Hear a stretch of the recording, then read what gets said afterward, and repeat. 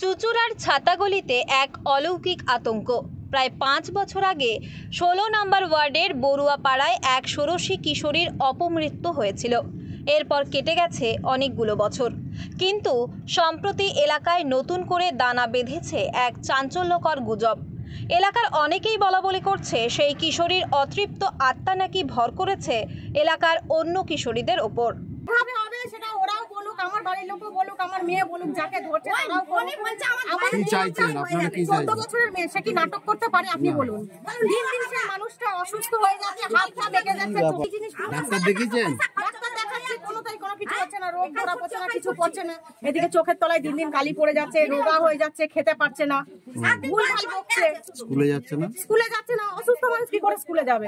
সে যখন ওইরকম হচ্ছে, ওর যখন বিগাড় উঠছে, ও বলছে আমার এই হচ্ছে। কতদিন ধরে হচ্ছে মাস ধরে। কি বলছে বিগাড় উঠলে? কার নাম নিচ্ছে? ওটাই বলছে যে ওই এমনি মেয়ের নাম উঠছে, আমি মানু, আমাকে এরকম ভাবে মেরেছে, আমাকে এইভাবে আমাকে কষ্ট দিয়েছে, আমাকে মারতো, টর্চার করতো, চুল কেটে দিয়েছে। এলাকা সূত্রে খবর, সবকিছুর সূত্রপাত মাস দুয়েক আগে। প্রতিবেশী এক কিশোরীর আচরণে হঠাৎ অস্বাভাবিকতা দেখা যায়।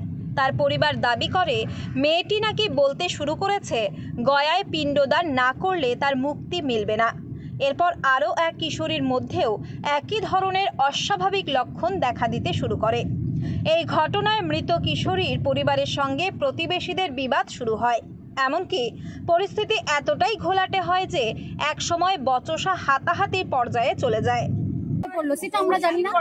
তারপরে আমাদের বাড়ির মেয়ের কথা আমরা বলি, আমাদের বাড়ির একটা বাচ্চা মেয়ে, তার বয়স 13 কি 14 হবে। সে হঠাৎ অসুস্থ হয়ে পড়ছে, এবার হঠাৎ করে অসুস্থ হয়ে পড়ছে। আমরা তাও কাউকে বলিনি যে কেন অসুস্থ হচ্ছে, কি বৃত্তান্ত। দেখুন, আমার বাড়ির বাচ্চা হচ্ছে, আমি তার মর্মটা, বাচ্চাটা হঠাৎ করে চিৎকার করছে, গলা টিপে ধরছে, আমার গলায় ব্যথা করছে, খেতে পাচ্ছে না। আপনি তাকে দেখলে বুঝতে পারবেন সে অসুস্থ। তার চোখের তলায় দাবনাগুলো কাল ছিটে পড়ে গেছে। একটা বাচ্চা তো কেউ আর ইচ্ছা করে করবে না। এবার সে যেটা বলছে আমরা সেটা বিশ্বাস করছি। ও বলছে, ও নানা রকম কথা বলছে। এবার ওদের বাড়ির মেয়েটার কথা বলছে যে আমি ওই মানু এইসব বলছে। এবার আমরাও বিশ্বাস করি, ঝাড়ফুঁক করেছে। তাই এবার আমরা দেখুন, ও বাচ্চা মেয়ে, ওর কথা আমরা তো ওনাদেরকে কিছু বলতে চাইনি যে তোমরা এসব বা কিছু, ওরা কোনোদিন বলতে পারবে না। সেদিন তো হয়েছে কি 3-4 বোধহয় সপ্তাহখানেক হবে না ঘটনাটা। আমাদের বাড়ির মেয়েটা অসুস্থ হয়ে পড়েছে। ওরা হঠাৎ করে বাড়ি থেকে ওর বাবা মা আর উনি ভদ্রমহিলা এসে একটা লাঠি নিয়ে এসে আমাদের বাড়ির ভেতর ঢুকে গেছে। ঢুকে গিয়ে আমার বোনের মেয়েটা, ছোট মেয়ে, তাকে এরকম ভাবে হাতটাকে ধরেছে, ধরে ওই ছেলেটা টানতে টানতে বাড়ি থেকে নিয়ে গেছে। আমার বাবা মা অসুস্থ কিশোরীর পরিবার দৃঢ়ভাবে বিশ্বাস করে তাদের মেয়েকে ভূতে ধরেছে। তারা ভূত তাড়াতে একদিকে যেমন ঝাড়ফুঁকের আশ্রয় নিয়েছে, তেমনই চলছে চিকিৎসাও। তাদের অভিযোগ, মৃত কিশোরীর শ্রাদ্ধ শান্তি ঠিকমতো না হওয়ার কারণেই নাকি এই বিপত্তি।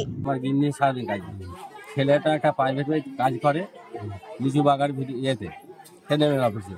আমার সঙ্গে কারোর সমস্যা নেই। এই 4-5 বছর হয়ে গেল আমার মেয়ে মারা গেছে, কারোর অসুবিধা নেই। এরা যে ভাড়া বিক্রি হয়ে গেছে, তখন এদের ব্যাপারটা অন্যরকম ছিল।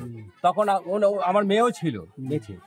তার আগে ওরা কি হয়েছে যেন ঝাড়িয়ে পাড়িয়েছে, যে ওরা যা ওরা চলে গেছে, বিক্রি করে চলে গেছে। এদের সমস্যা দেখে আমার মেয়ে 5 বছর বাদে মারা গেছে, কিছু হয়নি কেউ। হঠাৎ দেখি সামনে বারে এই বাসন্তী পুজোর সময় হঠাৎ একদিন শরীর খারাপ হলো। আমি কি করছে বলছে আমার মেয়ে নাকি ওখানে ধরেছে। আমি সন্ধ্যাবেলা ওখানে বসে বসে মানে চা খাচ্ছি, আমাকে মাধব মাল আমাকে ডেকে দিল, দাদা একটু শুনবেন? আমি কি ব্যাপার? আমার নাতিটা একটু ভয় খেয়েছে, চলুন তো আপনাকে বাবা বাবা করে ডাকছে। আর আমার বউকে বলছে মা মা করে। দাদা যে আমার ছেলেকে বলছে প্রতিবার ধরে নিয়ে গেছে, ওকে ও দাদা দাদা বলছে। তা ও তো ছিল না, ডিউটি গেছিল। তা আমি আমার গিন্নি যায়নি তো, আমি প্রথমে এলাম। এসে আমি বললাম কি হয়েছে মামন? বললো বাবা এসছো বলে কানাকাটি করলো। আমি বললাম কি হয়েছে তোর, কিছু অসুবিধা হয়েছে? তুই তো কালকে দেখলাম তোর বাবার সঙ্গে ঠাকুর দেখে এলি। হ্যাঁ, আর তার আগে দেখলাম ওর বাবার সঙ্গে ঠাকুর ফাকুর দেখে এলাম। যাই হোক, সমস্যা মিটলো না। ওখানে গেছে, ভয় খেয়েছে। আমি গায়ে হাত দিলাম, হাত দেওয়া মাত্র একটু কানাকাটি করে আমরা একটু ওষুধ ফষুধ ভালো করে একটু ডাক্তার ফাক্তার দিকে এ করে বাবাকে বললাম, দাদুকে বলে এলাম। পরিস্থিতি ক্রমশ জটিল হচ্ছে দেখে সদর মহকুমা শাসক স্মিতা সান্যাল শুক্লা 16 নম্বর ওয়ার্ডের কাউন্সিলর অর্পিতা সাহাকে দ্রুত এলাকায় গিয়ে বিষয়টি খতিয়ে দেখতে এবং কুসংস্কার দূর করতে উদ্যোগী হতে নির্দেশ দেন। নির্দেশ পেয়েই কাউন্সিলর অর্পিতা ছাতাগলিতে যান এবং আক্রান্ত পরিবারগুলির সঙ্গে কথা বলেন। তবে চুঁচুড়ার ছাতাগলির এই ঘটনা কুসংস্কার আর বাস্তবের মাঝে এক অদ্ভুত টানাপোড়েন তৈরি করেছে, যা সাধারণ মানুষের মনে কৌতূহল বাড়িয়ে তুলেছে।